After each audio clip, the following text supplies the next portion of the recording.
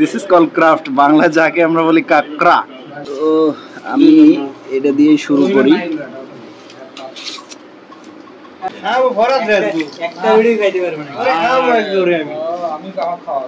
আসসালামু আলাইকুম।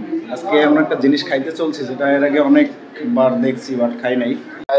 Right now একটা নতুন রেসিপি দেখাবো। হোয়াট ইজ দিস, গেস করতে পারছেন কি? যেটা ইংলিশে বলে ক্রাফট আর বাংলায় বলে কাকড়া। Wow, what is this? এটা খাইতে কেমন হবে I don't know, but try করা উচিত। সো এই রেসিপিটা বানাইছে স্পেশালি আমার বড় ভাই। এদিকে আবার বসছে কয়েকজন অলরেডি খাইতে, আর এখানে আমার ব্রাদার হচ্ছে খাবে না। তো আমার ফ্রেন্ড খাবে কাকড়া, আর এদিকে অলরেডি শেষ করে ফেলছে। তো এবার আমিও খাবো, দেখি আসলে কি রকম লাগে। তো ভাই আমারে দিবেন না? সমস্যা নেই বসেন ভাই, লাগবে না, তুমি সাথে যাইবো। তো আমি এটা দিয়ে শুরু করি।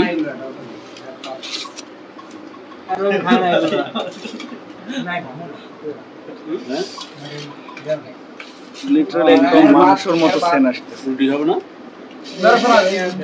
শুরু করেই ফেলি, আর অপেক্ষা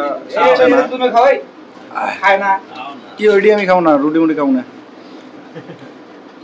আমি জাস্ট এটাই খাবো। এতগুলো রুটি কেউ আনে? আমার একটা রুটি, হ্যাঁ ও ভরা দে, একটা রুটি খাইতে পারবে না। খাবো এক জোরে আমি আমার খাওয়া একটা দেন ভাই, এই যে আয় মোটর আছে। না না ভাই খাবে না, রুটি খাও, রুটি খাও। ধরো খাবো না, পেট আমার ভরা আছে।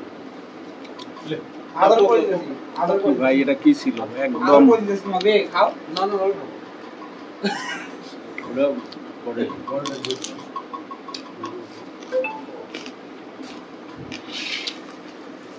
ভাই আকাশ ভাই এখান থেকে সবজি নেবে না, তাহলে একটু সবজি নেন আপনারা।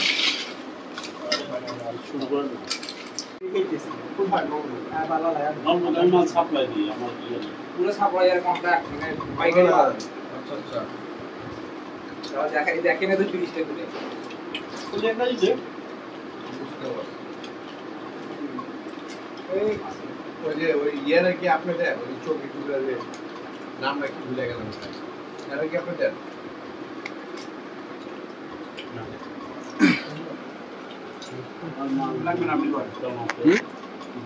আপনি করেন।